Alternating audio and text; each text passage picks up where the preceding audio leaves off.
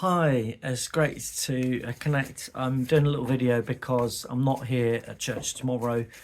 Come back from the summit yesterday and just wanted to give a big shout out to Sylvia and Luke for their companionship, their fellowship, their support. Luke for doing the driving, Sylvia for providing that kind of wisdom and moral support. And it was great. We had a really good time. We got to know each other better and stood alongside each other. I've been making some notes on the notes that I took during the summit, and it was a really exciting time. There was a lot going on, and I can't possibly go through all these notes, although I've scribbled out things that have really stood out to me.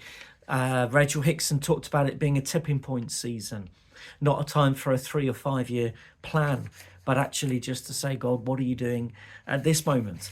And there was a lot about the presence of God and just spending time in the presence of God. And I felt confirmed, really, we've been teaching on healing and pushing into healing. There was some healings going on at the summit. And I've been reading this amazing book about Stephen Jeffries, who was one of the founders of Elim, and his early healing meetings. There's some incredible healings that took place. It's the same God. God is the same God. I know some of you went to the healing meeting yesterday that Paul Skelton was at in Chichester. And I believe we're going to hear some testimonies. Perhaps tomorrow, I'm not here tomorrow in the meeting because I'm running the 10K, but perhaps there'll be some testimonies from the prayer last Sunday, from what's been going on in the week.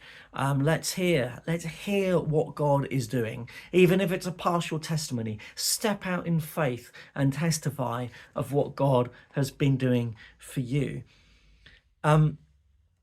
Mark Pugh is the General Superintendent of Elim, and he shared a very, very powerful message, the first message. If you didn't get a chance to hear it, do listen to it. It would be really encouraging. I think a lot of the main talks were great. What they've done now is the ones on the YouTube, they've taken off the worship, so it's just the talk now. So you don't have to kind of flick through it if you're just looking for the talk. There was a lot of noise around Mike Bickle's talk yesterday Mike Nichols' talk yesterday about anxiety and truth and being a Christian. Really, really good if that vibes in with you or kind of links in with where you're at.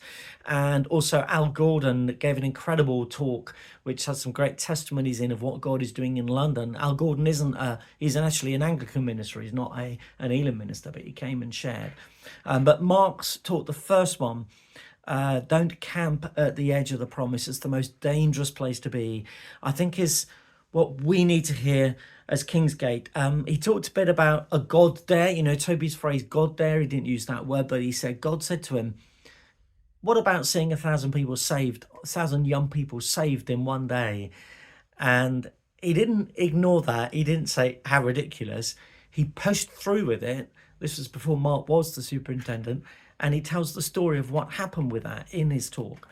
But he also talks about how fear comes in.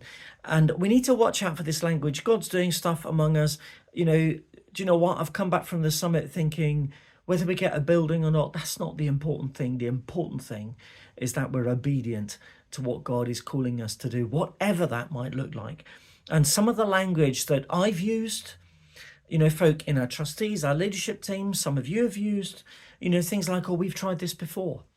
I'm sure I've said that in the past. Doesn't mean to say that God doesn't want to do it in this time. Or be realistic. The summit the theme was eyes of faith. And there's a lovely song I'll post on to do with that. Do we have eyes of faith? Can we actually see what God is seeing? Can we see the angels? Can we see the plans that God has lined up? One of the phrases that we can use is, we mustn't overextend ourselves. And I know I've been guilty of thinking a little bit like that in this season of looking at buildings, looking at what God's calling us to. I've definitely heard people say this to me, we need more clarity. Maybe we do, but at the same time, there are some things which are perfectly clear that perhaps we're not being obedient in. I think one of them is healing.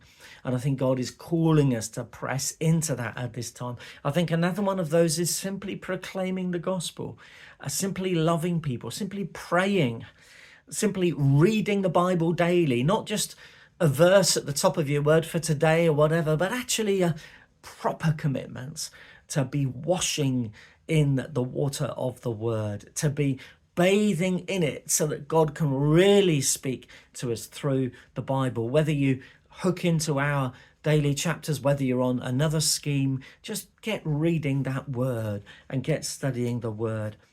You know, Mark's talk was rooted in that classic story of the children of Israel wanting to go into the promised land, sending 12 spies, and Caleb and Joshua saw the same giants, they saw the same walls, they saw the same fruitful land, they saw the same inhabitants of the land, but they came back saying, we are well able to take this land. And they knew God had promised it, but the others said, no, we can't do it. They saw with different eyes. So we need to believe the God report rather than the report of anyone else. So important. So I just wanted to encourage you. I'm really encouraged by the summit. I'm going to miss you all tomorrow. I'll be praying for the meeting. I'll be thinking about it as it'll take my mind off the pain as I'm running the 10K. And I know it's going to be a great meeting.